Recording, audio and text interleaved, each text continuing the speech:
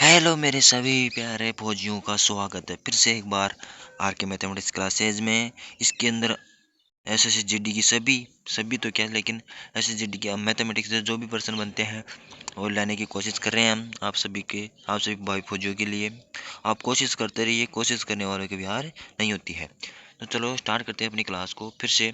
तो आपको पता होगा कि हमारा चैनल आर के मैथमेटिक्स क्लासेज के नाम से है, जिसको सब्सक्राइब कर लीजिएगा। इसकी आपको नोटिफिकेशन मिल जाएगा जो भी नई क्लास आएगी उसके बारे में।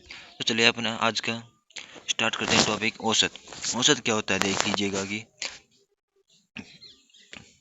औसत औसत एवरेज होता है। औसत क्या है, जो टॉपिक हमारा औसत, इसका एग्जाम में पर्सन पक्का आएगा। एक या दो प्रश्न मिल ही जाएंगे आपको औसत निकालने के, ठीक है ना। तो औसत का सूत्र फॉर्मूला क्या होता है उसकी जो देख लीजिए। फॉर्मूला क्या होता है, फॉर्मूला होता है राशियों का योग बटा राशियों की संख्या। राशियों का योग बटा राशियों की संख्या होता है। और राशियों की संख्या याद करने के लिए क्या है, आपको योग में क्या है औसत का भाग दे देना है, और योग याद करना है तो औसत को राशियों की संख्या से गुणा कर देना है। कोई दिक्कत नहीं है इसमें। तो चलो स्टार्ट करते हैं। पहला प्रश्न है कि 9 आमों का वजन 50, 60, 65, 62, 67, 70, 64, 45, 48 ग्राम हो तो उनका औसत वजन क्या होगा। औसत वजन का मतलब होता है सभी का योग बटा उनकी संख्या कितने हैं। ठीक है, तो सभी का योग कर लेंगे हम आसानी से, योग तो हो जाएगा। फिर इसके अंदर क्या होगा, हम कितने वजन है, 9 वजन है, मतलब 9 आमों का वजन है, तो 9 का भाग लग जाएगा। 9 का भाग लगने के बाद जो हमारा आंसर आएगा वही हमारा करेक्ट आंसर होगा। तो इसके अंदर देख पा रहे होंगे पहले प्रश्न के अंदर गुण से राइट आंसर है, ठीक है। इसी प्रकार हम नेक्स्ट प्रश्न की ओर चले तो दूसरा प्रश्न है किसी कक्षा के 15 छात्रों का औसत वजन 18 किलोग्राम है तथा 10 छात्रों का औसत वजन 12 किलोग्राम है, तो बताओ कक्षा के सभी छात्र छात्रों का औसत वजन क्या है। हम आपको क्वेश्चन के साथ इसका आंसर भी देने की बहुत कोशिश कर रहे हैं। हमें इन क्वेश्चनों का आंसर करने में बहुत समय लगता है, और हम आपको कितने में मेहनत तो लगी है, लेकिन आप तक हम जो प्रश्न करेंगे ना वो उस प्रश्न का आपको सॉल्यूशन के साथ शेयर करेंगे, सॉल्यूशन के साथ बताएंगे। तो चलो स्टार्ट करते हैं दूसरा प्रश्न। प्रश्न तो पढ़ लिया होना। इसमें क्या है, 15 छात्रों का औसत वजन दे रखा है 18 किलोग्राम। तो छात्रों का औसत वजन दे रखा है तो कुल वजन कैसे याद करेंगे भाई। ऊपर वाला सूत्र है कि जो औसत वजन है उसको छात्रों से गुणा कर देंगे तो कुल वजन आ जाएगा, तो 217 आ जाएगा हमारा। फिर क्या है दूसरी और क्या बोल रहा है कि 10 छात्रों का औसत वजन 12 किलोग्राम है। तो 10 छात्रों का 12 औसत वजन 12 किलोग्राम है, तो 10 छात्रों का कुल वजन कितना होगा। वही ऊपर वाली बात कि औसत कुल वजन ज्ञात करना है तो औसत को उनकी संख्या से मल्टीप्लाई करना है। मल्टीप्लाई कर लिया हमने, 120 किलोग्राम आ गया। अब कुल विद्यार्थी कितने हो गए, 15 तो ऊपर वाले हो जाएंगे, 10 नीचे वाले, तो कितने हो गए 25। कुल वजन कितना हो गया, इन दोनों को जोड़ेंगे तो 390 आ जाएगा। अब आपको औसत वजन ज्ञात करना है इसका। औसत वजन क्या होता है, औसत या औसत वजन एक ही बात है कि कुल राशियों का योग बटा राशियों की संख्या। अब संख्या तो देख पा रहे हैं कि 15 तो पहले थे, 10 बाद में हो गए, तो 25 तो हो गए। अब इनका योग कितना का निकाला हमने, दोनों का 390 निकाला, तो 390 बटा 25 इज इक्वल्स टू 15.6 किलोग्राम आ जाएगा। इसको हम ट्रिक के माध्यम से कर सकते हैं, लेकिन ट्रिक हर पर्सन की अंदर नहीं लग सकती, इसलिए हम अलग अलग प्रश्नों को हमारे जो कॉन्सेप्ट है उनके हिसाब से सोल्व कर रहे हैं, है ना। तो तीसरा प्रश्न क्या होगा हमारा, वही बात कि 8 टीवी व 7 रेडियो का मूल्य 27,350 रुपये है। यदि एक टीवी का औसत मूल्य 250 रुपये है तो बताओ एक टीवी की औसत मूल्य क्या होगा। इसके अंदर बोल रहा है कि एक रेडियो का औसत मूल्य कितना है, 250 रुपये है। तो 7 रेडियो का मूल्य कितना हो जाएगा, 7 से मल्टीप्लाई कर देंगे, 1750 हो जाएगा। अब कुल केवल 8 टीवी का मूल्य, इसके अंदर टीवी और रेडियो की बात कर रहा है, तो 8 टीवी हैं और 7 रेडियो हैं, तो 8 टीवी का मूल्य कितना हो जाएगा। ये देखो 8 टीवी का मूल्य तो ये टोटल ये है, और 7 रेडियो का मूल्य है। तो टीवी वाले में मतलब टीवी के मूल्य है ना, उनमें से रेडियो का मूल्य उठा लेंगे तो कितना बच जाएगा, 25,600 रुपये आ जाएगा, ठीक है।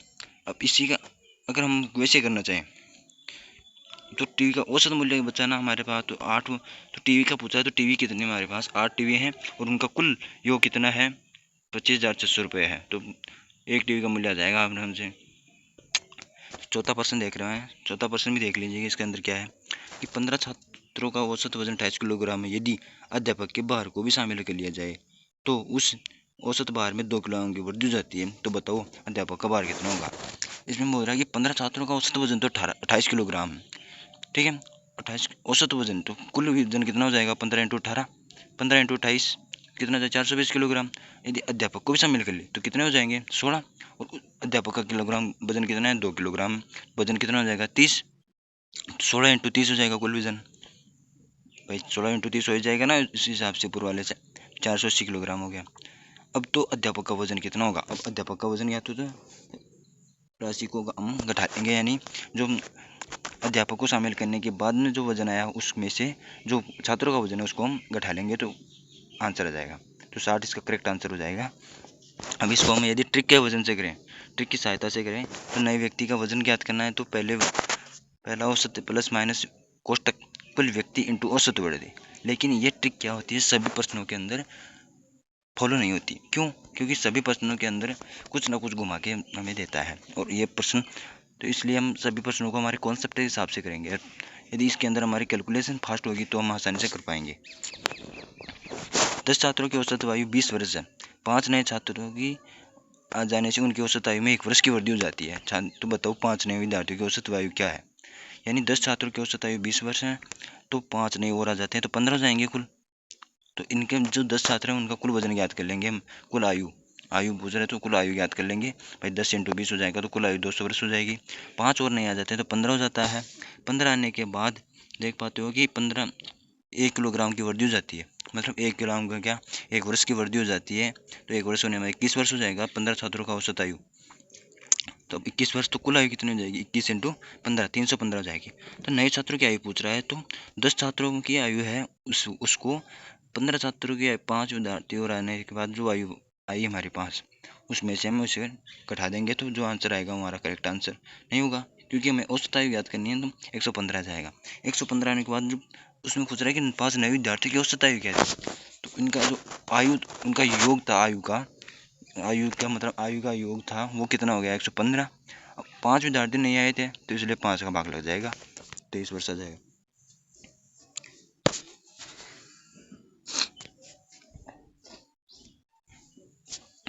अब इसी को हम ट्रिक की सहायता से भी कर सकते हैं, लेकिन ट्रिक से करेंगे तो वही बात कि सब आप देख पा रहे हो कि सभी हमने अब तक 5 प्रश्नों को हल करने की कोशिश की है तब, लेकिन सभी में क्या ट्रिक सभी में अलग अलग है। तो ट्रिक के माध्यम से हम करेंगे तो हमारा मतलब ट्रिक तो कर लेंगे लेकिन ट्रिक को हमारा रटना होगा। फिर रटने के लिए सभी प्रश्नों की अलग अलग ट्रिक होती है वैसे भी, इसलिए हम उनको कॉन्सेप्ट की सहायता से ही करेंगे। ठीक है, तो 5वां प्रश्न हो जाएगा।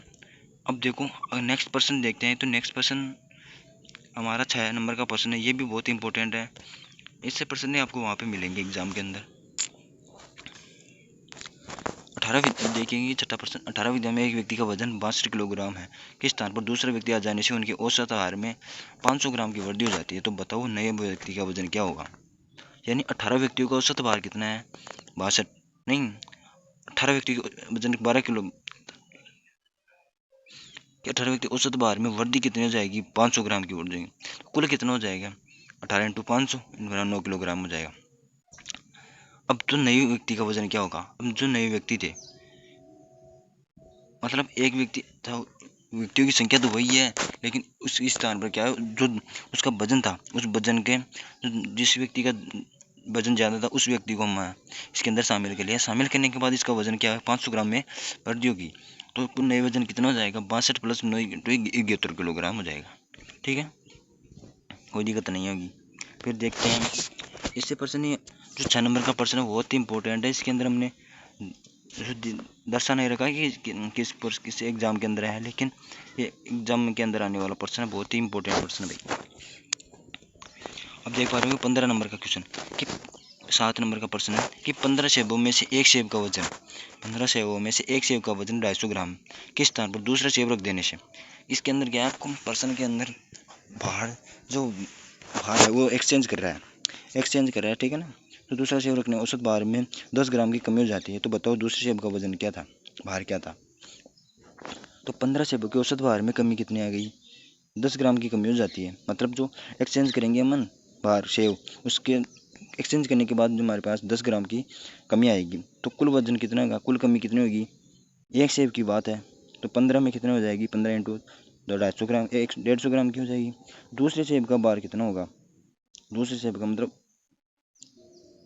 एक सेब का वजन 250 ग्राम दे रखा है तो 150 घटा देंगे 100 ग्राम आ जाएगा। ठीक है, ऐसे प्रश्न भी इम्पोर्टेंट है।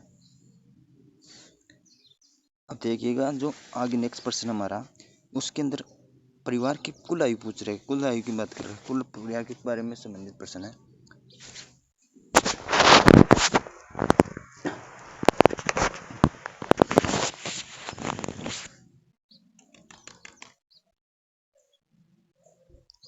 ये क्या हमारा स्क्रीन है ना थोड़ी जूम हो जाती है ऑटोमेटिक, कुछ ना कुछ गड़बड़ इसके अंदर आज। तो स्टार्ट करते हैं कि 5 वर्ष पूर्व एक परिवार के 5 सदस्यों की आयु कितनी है? 35 वर्ष। 5 वर्ष पूर्व 5 सदस्यों की औसत आयु 35 वर्ष थी। यदि वर्तमान में एक व्यक्ति जो परिवार का मुखिया था, यानी जो मुखिया था की मृत्यु हो जाती है तो उनकी औसत आयु में अब भी 35 वर्ष है, तो बताओ मुखिया की आयु क्या थी? मतलब परिवार की जो मुखिया था उसकी डेथ होने के बाद भी उसकी औसत आयु सेम रहती है, तो उसकी मुखिया की आयु क्या थी? तो 5 वर्ष पूरे 5 सदस्यों की औसत आयु 35 वर्ष थी।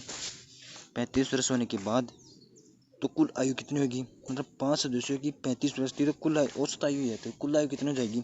5 × 35 यानी 175 वर्ष हो जाएगी। अब सभी की आयु कितनी है? 175 ये है, और 25 200 वर्ष है। ये 25 की जोड़ी हमने भाई 25 की जोड़ी, तो सभी की आयु पूछ रहा है, समझे ना? सभी की आयु पूछ रहा है तो 25 जोड़ दी तो 200 वर्ष हो जाएगा। मुखिया के मरने के बाद शेष व्यक्तियों की औसत आयु कितनी होगी? 35 वर्ष हो जाएगी। तो कुल आयु कितनी होगी? 35 × 4 बराबर 140 हो जाएगी। तो मुखिया की आयु कितनी हो जाएगी? 200 - 140 बराबर 60 वर्ष। ये हमारा करेक्ट होगा आंसर, 60 वर्ष करेक्ट आंसर है। ठीक है ना? ऐसे प्रश्न देख लीजिए, PDF के अंदर देख रहे कहीं पर भी आप, जो ये नहीं कि मेरे चैनल से पढ़ो, कोई किसी भी चैनल से पढ़ो, लेकिन SSC GD को इस बार फोड़ना है आपको। वो कहते हैं ना कि वो कहते हैं ना कि गुमराह तो वह है जो घर से निकले ही नहीं, है ना? उसी वही बात है, मेहनत करने वालों की कभी हार नहीं होती है। तो चलो नेक्स्ट प्रश्न देखते हैं हमारा। क्रिकेट की 15 पारियों का औसत रन संख्या कुछ थी। मतलब जो 15 पारी खेली थी ना उसका औसत कुछ था, हमें ये नहीं पता कि क्या था, परंतु 16 पारी में 70 रन बन गए। आपको 16 पारी खेली ना उन्होंने क्रिकेटर ने, तो 70 रन बनाए, जिससे उनकी औसत रन संख्या में 3 वृद्धि हो गई। तो बताओ 15वीं पारी का औसत वजन कितना था? माना 15वीं पारी का औसत रन अक्स था, तो कुल रन 15 × अक्स = 15 अक्स हो जाएगा। यानी जो कुल रन था ना वो हमने अक्स में, जो पारी औसत रन था वो हमने मान लिया अक्स, तो अक्स तो 15 पारियों का कितना हो जाएगा? 15 अक्स। इसमें कोई गड़बड़ नहीं, 15 अक्स हो जाएगा। तो अब ऊपर क्या हो चले हमारे इस प्रश्न को, 16 पारी का कितना हो जाएगा? अक्स प्लस 3, मतलब 3 रन की क्या वृद्धि उसने वृद्धि करी थी, तो इसलिए अक्स प्लस 3 हो जाएगा। अब तो कुल रन कितना हो जाएगा? इसको 16 से ज्ञात करेंगे, ये तो औसत था ना, तो औसत को संख्या में बदलने के लिए हम क्या आते हैं, उसको मल्टीप्लाई करते हैं।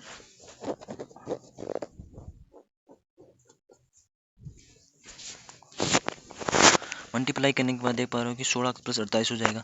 तो अब जो हमारे पास पहले आया था और इसको क्या करना है, इक्वल टू करना है। तो 16 + 28 - 15 अक्स बराबर 70। तो अक्स इक्वल टू कितना हो जाएगा? 70 - 48 अक्स बराबर 22 रन हो जाएगा। हम इसको ट्रिक की सहायता से भी कर सकते थे, लेकिन ट्रिक की सहायता से फिर वही बात है कि सभी प्रश्नों की अलग अलग ट्रिक है। ट्रिक्स के हिसाब से न करके हम उनका कॉन्सेप्ट हल करने की कोशिश करते हैं। नेक्स्ट प्रश्न देख पा रहे हो कि क्या कर रखा है, 10वां प्रश्न कि क्रिकेट के एक खिलाड़ी ने 19 पारियों में कुछ औसत रन बनाए। क्रिकेट एक खिलाड़ी ने 19 पारियों में कुछ औसत रन बनाए तथा 20 पारियों में उन्होंने 100 रन बनाए। मतलब एक पारी 19 पारी तो हो गई, लेकिन लास्ट की जो पारी बची ना उसके अंदर 100 रन बनाए, जिसका औसत 4 बढ़ गया। ठीक है ना? तो बताओ 20वीं पारी का औसत क्या है? माना कि 19 पारी का औसत कितना है? अक्स, वही बात। तो कुल रन कितने हो जाएंगे? 19 × अक्स 19 अक्स हो जाएगा। 20वीं पारी में 4 रन बढ़ गए तो अक्स प्लस 4 हो जाएगा, तो 20 × अक्स प्लस 4, ठीक है, तो 20 अक्स प्लस 80 हो जाएगा। अब इनको क्या करना आपको,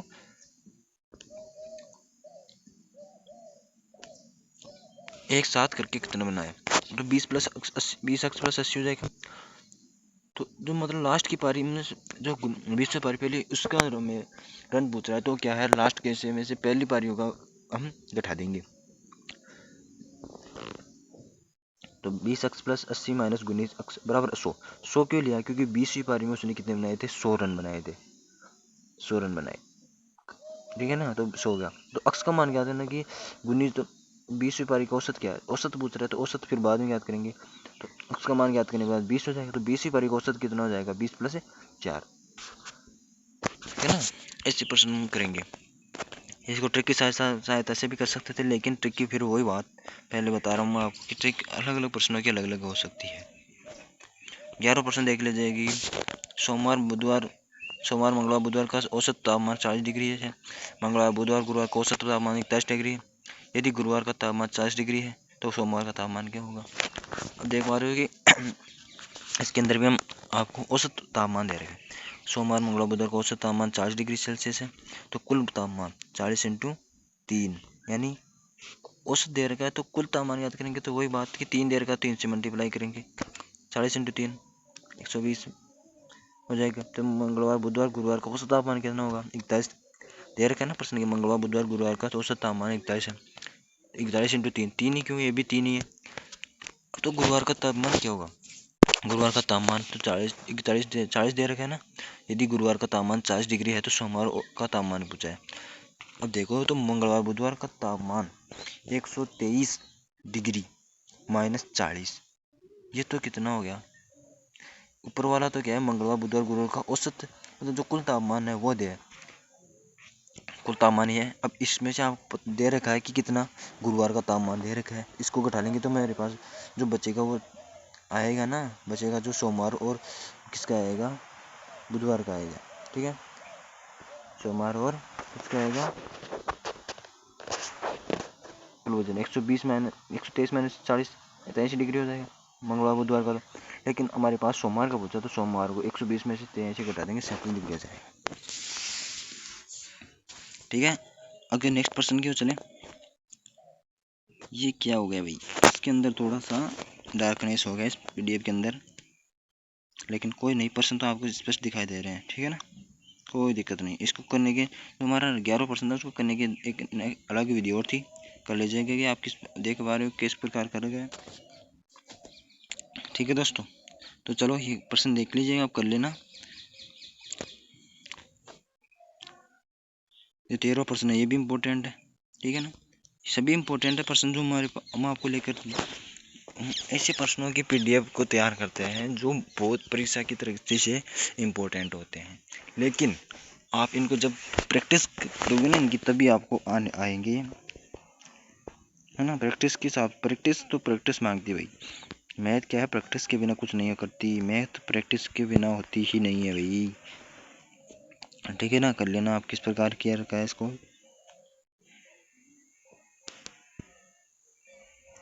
तो हमारे पास 16% थे, 16% इम्पोर्टेंट है, 20 प्रश्न आते हैं आपके पास, ये तो हमारे औसत के थे केवल, ठीक है ना। तो हमारा चैनल देख लीजिए क्या है, ठीक है ना।